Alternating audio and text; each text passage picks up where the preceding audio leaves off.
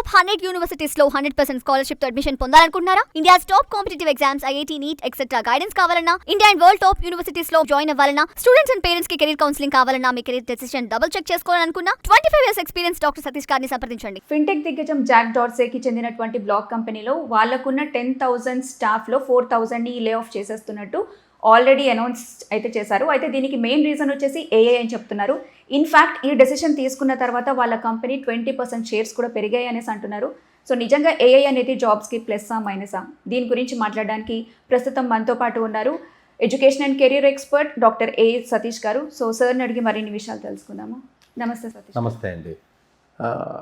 అవునండి, న్యూస్ మనకి వచ్చింది, దాన్ని చాలామంది రకరకాలుగా దాన్ని ఇంటర్ప్రేట్ చేసుకోవడం జరుగుతుంది.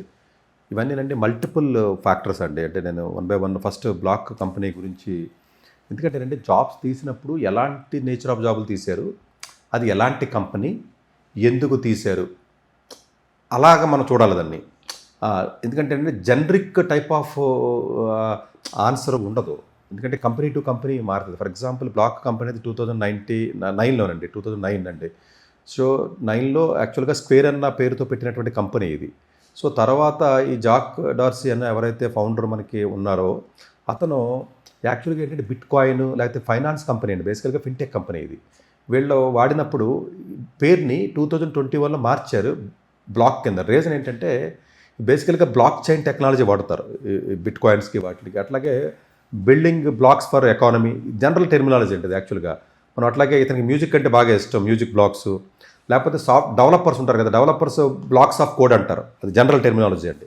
అందువల్ల బ్లాక్ అన్న పదాన్ని తీసుకుని ఆ బ్లాక్ పదాన్ని కింద అది మార్చడం జరిగింది. యాక్చువల్గా మీకు 25 billion వరకు కూడా రెవెన్యూ ఉన్న కంపెనీ. అంటే మీకు టర్న్ ఓవర్లో రెవెన్యూ చూస్తే ప్రాఫిట్ వచ్చేసరికి 2 to 3 billion ఉంటుందండి. ఆల్మోస్ట్ లాస్ట్ ఇయర్ అయితే 2.9 billion దాకా వాళ్ళ ప్రాఫిట్ వచ్చింది కంపెనీకి.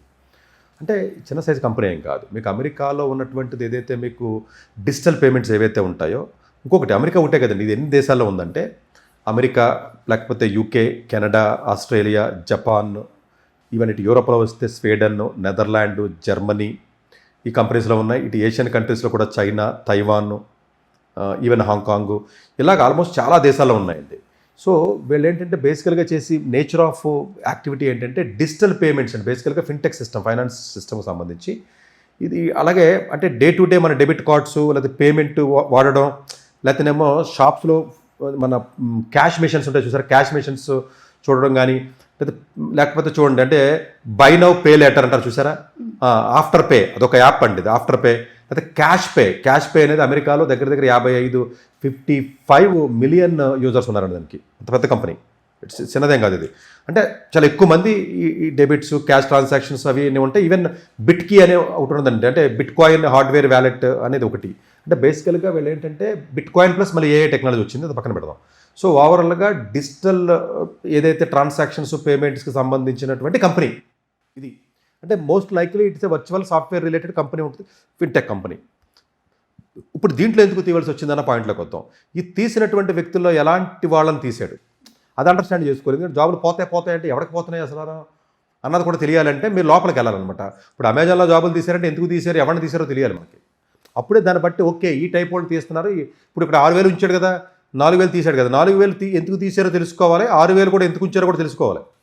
అప్పుడు సో దట్ ఏంటంటే మనకు ఒక ఐడియా వస్తుంది, ఓహో ఈయన ఎందుకు తీశారా, ఈయన ఎందుకు ఉంచారా అని. యాక్చువల్గా తీసిన వాళ్ళలో ఈసారి మనకి వాళ్ళు అనౌన్స్ చేసిన దాంట్లో చూస్తే ఒకటి సాఫ్ట్వేర్ ఇంజనీర్స్ ఉన్నారు, డేటా ఇంజనీర్స్ ఉన్నారండి, డేటా సైంటిస్టులు ఉన్నారు, బిజినెస్ అనలిస్టులు ఉన్నారు, ప్రొడక్ట్ మేనేజర్స్ ఉన్నారు, డిజైనర్స్ ఉన్నారు, ఈవెన్ లీగల్ స్టాఫ్ ఉన్నారండి ఈసారి కొత్తగా, ఆపరేషనింగ్ స్టాఫ్. ఇది ఓవరాల్గా తీశారు. ఈ తీసినటువంటిది ఏదైతే మీరు పొజిషన్ చూసుకున్నారో మెజారిటీ ఆఫ్ ది కేసెస్లో ఈ టెక్నాలజీ ఏదైతే వచ్చిందో వాడేం చెప్తున్నాడు, 10 మంది టీం ఉన్నటువంటి పీపుల్ ఎవరైతే ఉన్నారో మాకు 2-3 మేము చేయగలుగుతున్నాం, మాకు అంత అవసరం లేదు, మాకు కంఫర్ట్గానే చేయగలుగుతున్నాం. అంటే లాస్ వచ్చి వీడు రిమూవ్ చేయలేదు.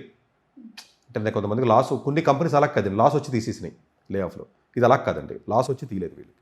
సో వాళ్ళు ఏంటంటే ఆ వర్క్ని ఏదైతే మాకు ఉందో అది మేము తీసాం ఒకటి. ఇంకోటి యాక్చువల్గా ఏంటంటే మీకు క్యాష్ మెషిన్స్ ఉంటాయండి యూఎస్లో. ఇన్ని మెషిన్స్ అవసరం లేదు ఇప్పుడు. రిక్వైర్మెంట్ పర్స్పెక్టివ్లో కూడా మెషిన్స్ ఆపరేట్ చేయడానికి కానీ మెషిన్స్ కానీ అవసరం లేదు కాబట్టి అవి మేము తీసాము. తీసిన తర్వాత డిజిటల్ ప్రయాణంలో ఇంకా డిజిటల్ యూజర్స్ పెరుగుతున్నారు. వాళ్ళకేమో డిజిటల్ యూజర్స్కి ఇబ్బంది లేకపోతేనేమో కంపెనీ ఏదో మూతపడిపోవడం ఇంకోటి అలాంటి ఇబ్బందులు ఏమీ లేవు వాళ్ళకి. సో ఇప్పుడు ఈ బిట్ కాయిన్కి సంబంధించి కానీ డిజిటల్ సంబంధించినటువంటి సాఫ్ట్వేర్ ఇంజనీర్స్ ఎవరైతే ఉన్నారో, ఎస్డి రూల్స్ ఎవరైతే చేస్తున్నారో, ఇది ఆటోమేషన్ అవ్వడం వల్ల దాంట్లో కొంతమందిని తీసాము. డేటా ఇంజనీర్స్లో వాళ్ళు ఏం చెప్తున్నారంటే, ఇప్పుడు డేటా సైంటిస్టులు కానీ డేటా ఇంజనీర్స్ కానీ ఒక సిస్టమ్ ఉంటుందండి. అంటే పైన కింద ఒక నలుగురు ఉంటారు, దానిపైన లేకపోతే ఒక ఇద్దరు, దానిపైన ఒకడు, అట్లా బాసు అలా ఉంటారు కదా. అలా ఉన్నప్పుడు ఏమవుతుందంటే ఈ ఎంట్రీ బేస్ లెవెల్ చూసారా, ఈ బేస్ లెవెల్లో ఉన్న అసిస్టెంట్ రోల్స్ అంటారు వాళ్ళని. ఈ అసిస్టెంట్ రోల్స్ని తీసేశారు. తీసేసి ఇంకొకటి ఏం చెప్పాడు, మళ్ళీ మిడ్ లెవెల్లో కూడా తీసేసామని చెప్తున్నాడు. మళ్ళీ మిడ్ లెవెల్కి ఎంట్రీ లెవెల్కి మధ్యలో ఉన్నారు. ఈ మిడ్ లెవెల్ ఎందుకు తీశారంటే వాళ్ళకి ఒక 45-50 ఇయర్స్ వచ్చిన తర్వాత మిడ్ లెవెల్ మేనేజర్స్ అండి వాళ్ళు. బేసికల్గా వాళ్ళేమి టెక్నికల్గా ఉన్న పీపుల్ కాదు, వాళ్ళు మేనేజర్ పొజిషన్కి వచ్చిన వాళ్ళని తీసేయడం జరిగింది. లీగల్ స్టాఫ్ ఎవరైతే ఉన్నారో అంతా కొంత ఆటోమేషన్ అవ్వడం వల్ల లీగల్ ఆస్పెక్ట్స్ పర్స్పెక్టివ్లో మాకు అంత స్టాఫ్ అవసరం లేదు. ఒకప్పుడు డాక్యుమెంట్స్ చదవాలంటే పెద్ద ఎన్ని రకరకాలు వచ్చి, ఇప్పుడు చూడండి, ఇప్పుడు యాంథ్రోపిక్ కూడా మొన్న ప్లగ్ఇన్ ఇచ్చాడు లీగల్కి సంబంధించి, అట్లాంటివి జరుగుతున్నాయి. అలాగే ఆపరేటింగ్ స్టాఫ్కి సంబంధించి కూడా కొంత ఆటోమేషన్ జరిగింది. ఇంత ఆపరేటింగ్ స్టాఫ్ అక్కర్లేదు. ఇప్పుడు ఏదో ప్రాబ్లం ఉందండి, సాల్వ్ చేయాలంటే మనం అంతే కదా, కాల్ చేస్తాము సాల్వ్ చేయడం, లేదా మెయిల్ పెడితే రిప్లై ఇవ్వడం, అలా కాకుండా ఆటోమేటిక్గా ఏంటంటే వీళ్ళు ఏం చేశారంటేనంటే ఏఐకి సంబంధించిన వర్క్ ఫ్లోని డిజైన్ చేశారు.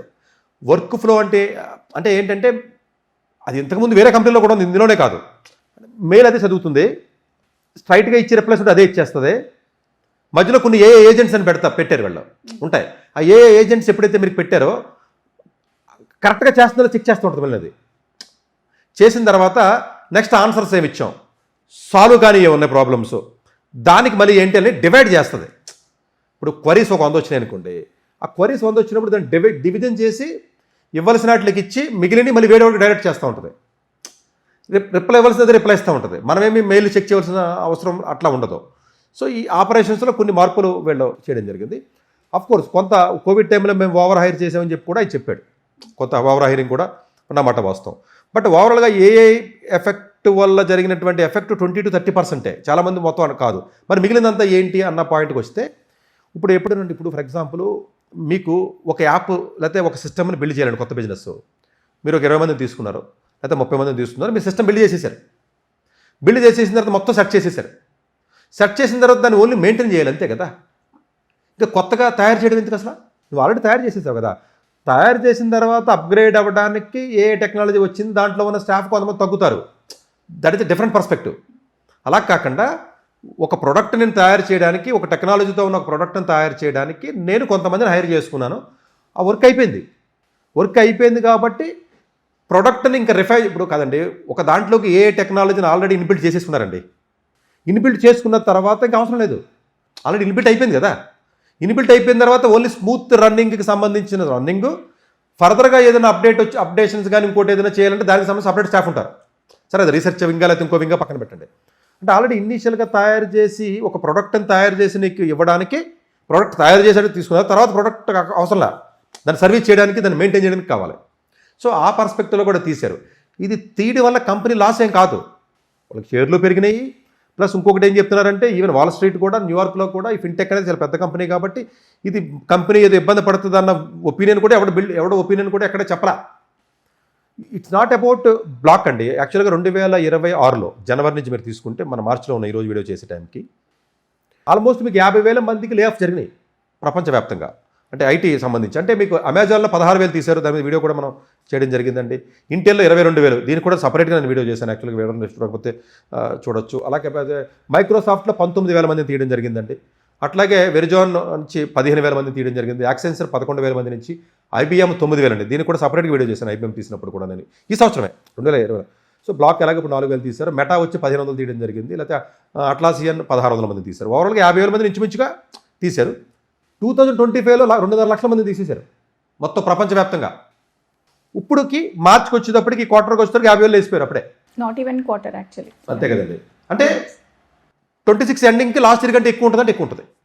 సో ఇది ఒక రకంగా కాదు, చాలా పెద్ద రిస్క్ అనుకుంటారు కదా మెయిన్గా సాఫ్ట్వేర్ ఆ కొన్ని స్ట్రీమ్స్ ఏవైతే ఉన్నాయో. డెఫినెట్లీ కొంతమంది ఆలోచన విధానం ఏంటంటే, సాఫ్ట్వేర్ జాబులు పోతున్నాయి, ఇంకో దానికి వెళ్తే ఏంటి, ఇంకో దాంట్లో కూడా పోతాయి. ఎందుకని? ఇదేమి ఒకదాంతో ఇదేదో ఇప్పుడు ఫైనాన్స్ కంపెనీకి సంబంధించి మాట్లాడుకున్నాం కదా. సాఫ్ట్వేర్ అంటే వేరు, ఫైనాన్స్ అంటే వేరు అనుకుంటారు చాలామంది చూసేవాళ్ళు తెలియక. ఆ ఎఫెక్ట్ ఫైనాన్స్ ఫిన్టెక్ కంపెనీకి వచ్చింది కదా. ఫిన్టెక్ కంపెనీ అయితే సేఫ్ అని అట్లా పాయింట్ పర్స్పెక్టివ్ కాదండి. నువ్వు వెళ్ళిన నీ రోల్ ఏంటి, నువ్వు ఎంత వాడికి వాల్యూ యాడ్ చేయగలవు. నువ్వు ఏదో కూర్చుని డేటా వచ్చింది దాన్ని అనాలిసిస్ చేశాను, నేను అనలిస్ట్ని, నేను బిజినెస్ అనలిస్ట్ని, లేదా ఏదో బీబీఏ చదివాను, లేకపోతే ఏదో అమీర్పేటలో కోర్స్ నేర్చుకున్నాను, ఒక యాప్ నేర్చుకున్నాను, ఒక టూల్ నేర్చుకున్నాను, నేను అనలిస్ట్ పని చేస్తాను అని అన్నావు అనుకోండి, ఉన్నంత వరకు ఉంచుతాడు. అది ఉన్నంత వరకు, తర్వాత అతను ఇప్పుడు పవర్ బిఐ వచ్చింది, సరే వాడేవు కొంతకాలం, సో నీకు వేరే అదర్ నాలెడ్జ్ లేదు, అది ఒకటే నేర్చుకున్నావు, వాడేవు కొంతకాలం ఎదురు ఉండదు. ఇది అన్ని ఫీల్డ్స్లోకి వెళుతుంది. కొత్త ఫీల్డ్స్ కూడా డెవలప్ అవుతున్నాయి, మనం అది కూడా ఆలోచించాలి. ఇట్స్ నాట్ దట్ ఇప్పుడు కొత్త ఫీల్డ్స్ ఉన్నాయనుకోండి, కొన్ని ఇవాళ ఇప్పుడు ఎనర్జీ ఉంది, ఎనర్జీ సెక్టర్ చాలా ఇంపార్టెంట్, లేదా హార్డ్వేర్ ఇండస్ట్రీ ఉంది, లేకపోతే డేటా సెంటర్స్ వస్తున్నాయి, లేకపోతే క్లైమేట్కి సంబంధించి కానీ, లేకపోతే ఎన్విరాన్మెంట్కి సంబంధించి కానీ, స్పేస్ ఇండస్ట్రీ కానీ, రోబోటిక్స్ ఇండస్ట్రీ కానివ్వండి, ఇట్లాంటి ఇండస్ట్రీస్ ప్యారల్గా డెవలప్ అవుతూ ఉంటాయి. ఈ డెవలప్ అయినప్పుడు ఏమవుతుందంటే వీడు ఆ పర్టికులర్ వాడికి కావాల్సిన స్కిల్కి మ్యాచ్ అయినంత వరకు నేను తీసుకుంటాడు, లేదనుకోండి తీసుకోడు.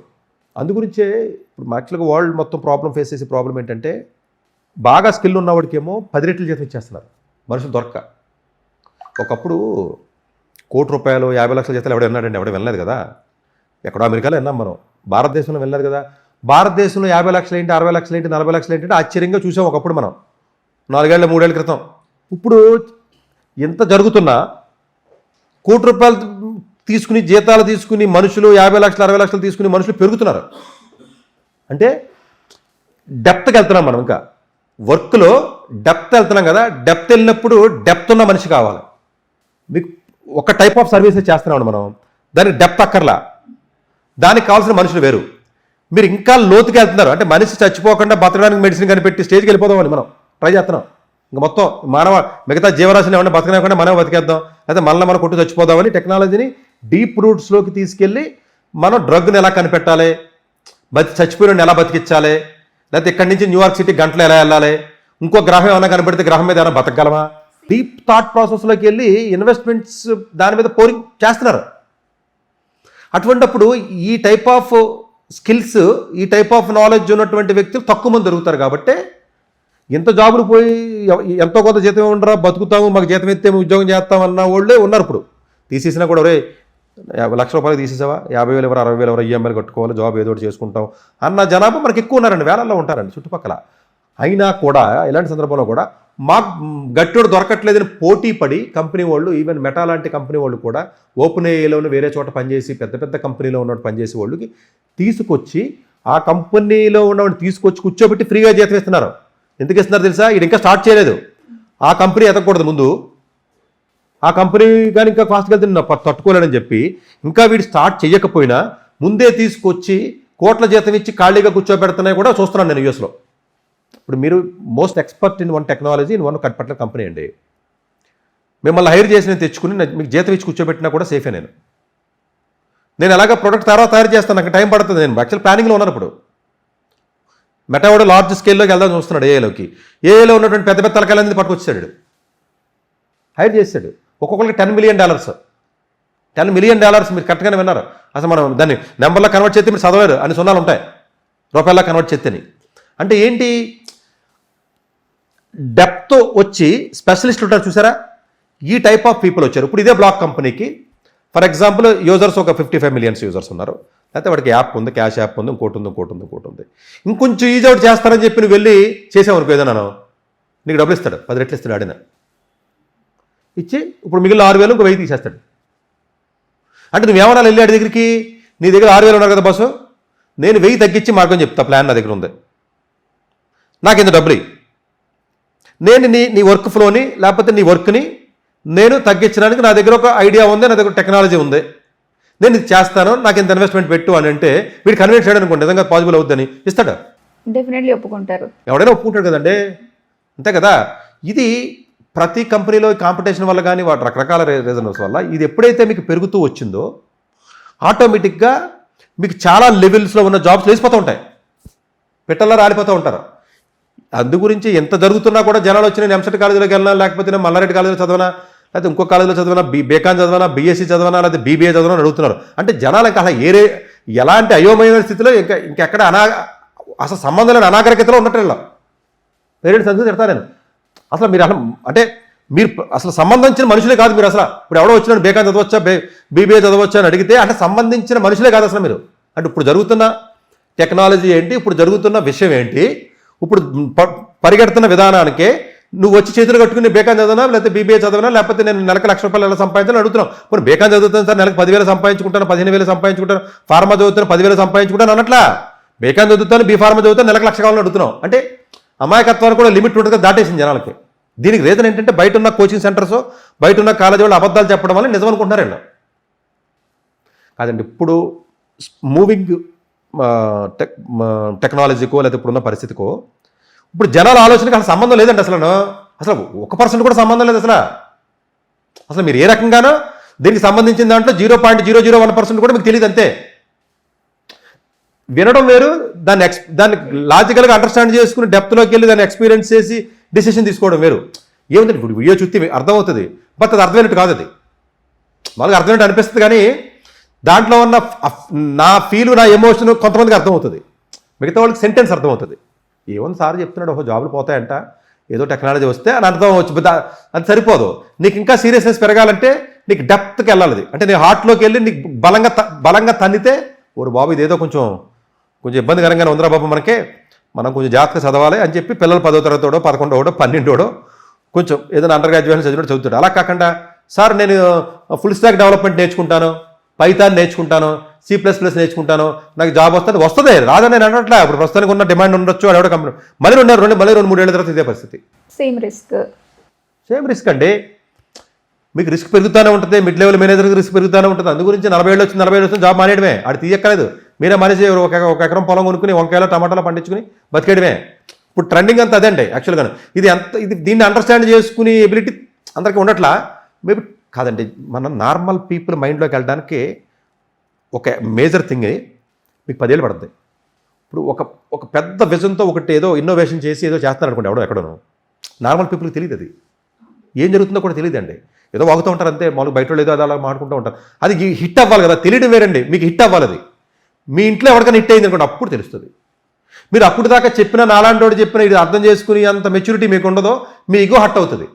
ఏంటి ఇలా అంటాడైనా, నేను బేకాన్ చదువుకున్నాను లేకపోతే ఎంకామ్ చదువుకున్నాను, సార్ ఎలా అంటాడేంటి అని మీకు యాక్సెప్టెన్స్ రాదు. అది రాదు కాబట్టి మీరు బ్యాడ్గా అనుకుంటారు నాలాంటి వాడిని. ఇప్పుడు నేను కాదండి, నాకేమీ ఏ ఇన్స్టిట్యూట్ లేదు, లేకపోతే ఏ యూనివర్సిటీ లేదు. కొంచెం చూడండి, నేనేమి టెక్నాలజికల్గా పెద్ద కంపెనీలో లేదు, సీఈఓని కాదు. నాకు బెనిఫిట్ ఇవ్వడానికి నాకేం లేవు కదండి, నాకేం బిజినెస్ లేవు కదా, నేనేం బిజినెస్ మ్యాన్ కాదు కదా. కాకపోతే ఏంటంటే ఫ్యూచర్లో జరగబోయేది క్లియర్గా ఎందుకు తెలుస్తుందంటే ఎలాంటి చదివిన ఇప్పుడు ఫర్ ఎగ్జాంపుల్ బ్లాక్ కంపెనీ ఎందుకు తీసాడు అన్నది ఆర్టికల్ చదివి మీ దగ్గరికి వచ్చాను నేను, అంతే కదా. ఇది మీద డిస్కస్ చేద్దాం రండి అన్నారు, నేను వచ్చాను. అంటే డీప్లోకి వెళ్ళాలి. వాడి షేర్స్ ఎలా తగ్గుతున్నాయి, ఎలా పెరుగుతున్నాయి, వాడి బ్యాలెన్స్ షీట్ ఏంటి, వాడి రెవెన్యూ ఏంటి, వాడి ప్రాఫిట్ ఏంటి, వాడు ఏ కంట్రీస్లో ఆపరేట్ చేస్తున్నాడు, వాడి ఆపరేషన్స్ ఏంటి, వాటికి సంబంధించినటువంటి న్యూస్ ఏంటి, ఎవరిని తీసేసాడు, ఎలాంటి వాడిని తీసేసాడు, ఏ లెవెల్లో ఉన్నవాడిని తీసేసాడు, వాడి ఫ్యూచర్ ఎక్స్పాన్షన్స్ ఏంటి, వాడి ఫ్యూచర్ ప్లాన్స్ ఏంటి, ఇన్ని తెలిస్తే అప్పుడు మీకు అర్థం అవుతుందండి. ఇంత తెలిసి కొనే నాలెడ్జ్ జనాలకి నార్మల్ పీపుల్కి ఉండదు కదా. మామూలుగా మిగతా వాళ్ళకి చదువుకున్నప్పుడు కూడా అర్థమే సావదులే, మన మాటలు జనగానే అర్థం అవ్వ వాళ్ళకి. ఎలాగ చెప్పిన మేము జనగా నా మాటలే జనగా చాలా మందికి అర్థం అవ్వవు, అర్థంగా కన్ఫ్యూజ్ అయిపోయి తిట్టిస్తుంటారు నన్ను యాక్చువల్గాను.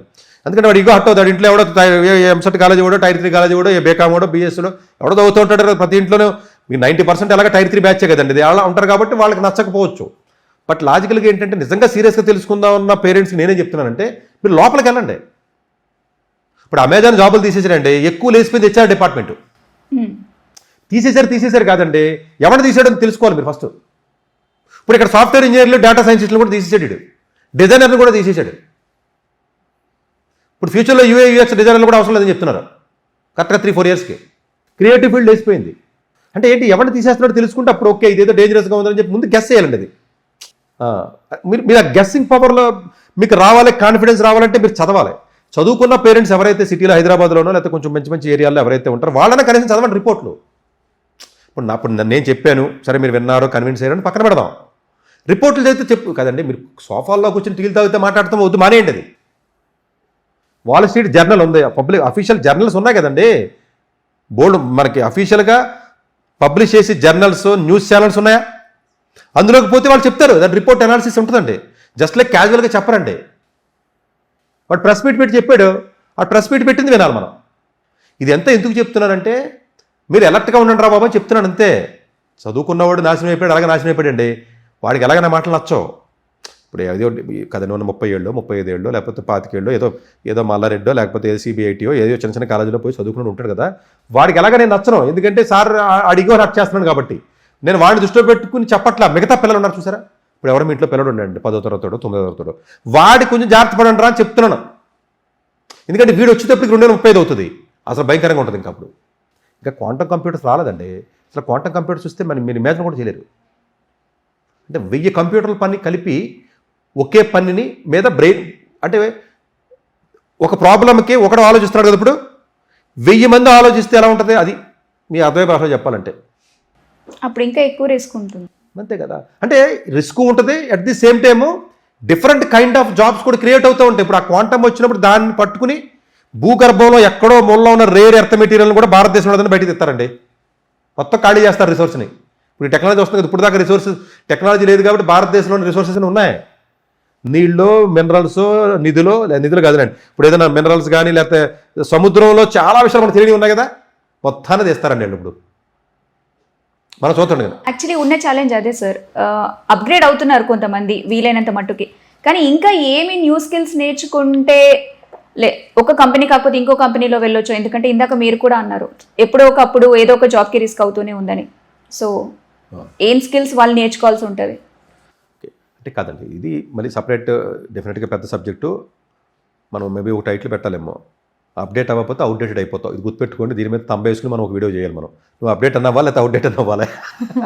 సో డెఫినెట్గా నేను సపరేట్గా నేను దాని మీద మళ్ళీ మాట్లాడతానండి. సో డెఫినెట్గా ఇప్పుడు ఈ వీడియోలో మాత్రం నేను కంక్లూడ్ చేసేది ఏంటంటే, ప్రపంచం ఫాస్ట్గా మూవ్ అవుతుంది. దయచేసి మీరు దీన్ని అర్థం చేసుకోండి. ఫస్ట్ అర్థం చేసుకోవాలండి. నేను అనేది యాక్షన్ తర్వాత అంటే ఫస్ట్ అండర్స్టాండ్ చేసుకోవాలండి మనిషి ఎప్పుడు. కదండి, అంతే కదా. అండర్స్టాండ్ చేసుకున్న తర్వాత అప్పుడు యాక్షన్. అసలు ఏం జరుగుతుంది అసలు.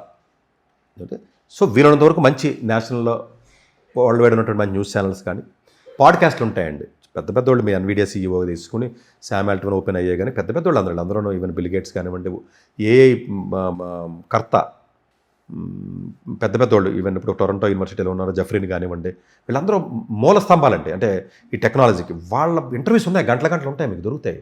అవి వినాలి ఇలా మనం. అప్పుడు మీకు డెప్త్లోకి వెళ్తారు కదండి. ఇప్పుడు కనిపెట్టినోడు చెప్తున్నాడు, కనిపెట్టినోడే ఇంటర్వ్యూస్ ఉన్నాయి. ఇప్పుడు నేను ఎంత మాట్లాడగలుగుతున్నానంటే అవన్నీ నేను వినబట్టే కదా. నేను వింటున్నాను కాబట్టి నాకు ఇంట్రెస్ట్ ఉందో లేకపోతే చెప్పాలి పిల్లలకనే ఉద్దేశంతో వింటున్నాను. మీరు కూడా వినండి. ఉత్తుత్తినే ఎందుకు ఊహించుకోవడం? ఎవడెవడిదే ఇన్వెస్ట్మెంట్ పెట్టాడు, ఏ ప్రోడక్ట్ దేని తయారవుతుంది, 2030లో ఏ ప్రోడక్ట్ వస్తుంది, 2035లో ఏ ప్రోడక్ట్ వస్తుందో కూడా డిఫైన్ చేసేసారు. ఇప్పుడు 2028 టార్గెట్ ఇది, 29కి ఇది, 30కి ఇది, ఇలా టార్గెట్లు పెట్టుకుంటా ఆల్రెడీ ఇన్వెస్ట్మెంట్స్ గత నెక్స్ట్ 20 ఇయర్స్కి 15 ఏళ్ళు సరిపడే ఇన్వెస్ట్మెంట్ పెట్టేస్తున్నారు. మొత్తం దేశాన్ని ఈ ప్రపంచాన్ని నాశనం చేసేయడానికి వీళ్ళందరూ మొత్తం నాశనం చేసేయడానికి ఇదంతా అంతే కదా. వీళ్ళ వల్ల కదా నాశనం అయిపోతుంది. అమెజాన్, ఈ ఇన్స్టాగ్రామ్, ఫేస్బుక్లు, వీళ్ళందరూ ఈ టెక్ కంపెనీసే కదండి. వాట్సాప్లో వీళ్ళే కదా, ఈ యాపిల్ కంపెనీలు, యాపిల్ ఫోన్లు మొత్తం ప్రపంచాన్ని నాశనం చేసేదాకా వదలరండి మనల్ని. తప్పదు, మీరు అది తెలుసుకోండి. కనీసం తెలుసుకుంటే జాబుల మీద కొంచెం నాలెడ్జ్ వస్తుంది. Thank you sir. So viewers చూసారు కదా, మరొక వీడియోతో మళ్ళీ కలుద్దాం. డాక్టర్ ఎస్ సతీష్ గారు ఏపీ తెలంగాణ విద్యార్థులకు సుపరిచితమైన పేరు. సతీష్ గారు 2001 UPSC పరీక్షల్లో ఇండియన్ రైల్వే విభాగంలో ఉద్యోగం సాధించారు. సతీష్ గారు చదివిన చదువులు engineering, MTech, MBA executive MBA, MSc, MBA HR, MS psychology లాంటి పోస్ట్ గ్రాడ్యుయేషన్ డిగ్రీతో పాటు డాక్టరేట్ కూడా చదవటం జరిగింది. సతీష్ గారు నిరంతర విద్యార్థి. అలాగే సతీష్ గారు పలు ప్రతిష్టాత్మక కాంపిటేటివ్ పరీక్షలో UPSC నిర్వహించే సివిల్ సర్వీస్ పరీక్షలో 179వ ర్యాంక్, అలాగే ఇంజనీరింగ్ సర్వీస్ లో 24వ ర్యాంక్, గేట్ ఎగ్జామ్ లో 4వ ర్యాంక్, క్యాట్ ఎగ్జామ్ లో 99.8%, GMAT 76 స్కోర్, ఇలా పలు కాంపిటేటివ్ ఎగ్జామ్స్ లో మొదటి ప్రయత్నంలోనే ఎన్నో ర్యాంకులు సాధించారు. ఎన్ని క్వాలిఫికేషన్ డిఫరెంట్ పరీక్షలో ర్యాంకులు సాధించిన వ్యక్తులు మన ఇండియాలో చాలా అరుదనే చెప్పాలి. ఇలాంటి అకాడమిక్ లో పరంగా, కాంపిటేటివ్ పరంగా ఎన్ని ర్యాంకులు సాధించడంతో పాటుగా గవర్నమెంట్ ఉద్యోగం చేస్తూ పలు అవార్డులు తీసుకున్నారు. సతీష్ గారికి జోనల్ లెవెల్లో general manager award, all India లెవెల్లో నేషనల్ లైఫ్ టైమ్ అచీవ్మెంట్ గుర్తింపు దక్కాయి. అక్రిసియేషన్ of president life time సేవశ్రీ award Andhra Pradesh మంత్రి నుంచి అందుకున్నారు. వీటితో పాటు పలు రకాల అవార్డులను అందుకున్నారు.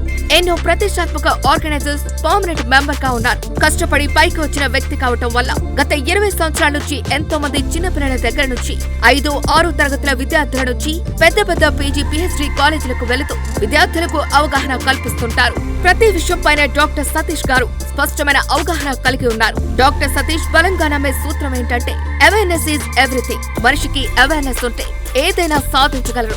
ఒక్క మోటివేషన్ తోనే కాదు, ఏది చేయాలి, ఏది చేయకూడదు, ఎలాంటి డెసిషన్ తీసుకోవాలి అన్న విషయాలపై, ముఖ్యమైన విషయాలపై అవగాహన కల్పిస్తుంటారు. అలాగే గవర్నమెంట్, ప్రైవేట్ జాబులే కాకుండా ప్రపంచ దేశాల్లోని జాబ్స్ పై కూడా అవగాహన కల్పిస్తుంటారు. ఉద్యోగాలతో పాటు పెద్ద చదువులైన IIT వంటి వాటిపై సెషన్స్ నిర్వహిస్తూ ఉంటారు. ఇప్పటి వరకు 3 లక్షల సెమినార్స్ ₹1 తీసుకోకుండా ఉచితంగా నిర్వహించారు. ఇందులో భాగంగా మన 99 టీవీ ద్వారా విద్యార్థులకు మోటివేషన్ ఇవ్వటానికి మీ ముందుకు వస్తున్నారు డాక్టర్ సతీష్ గారు.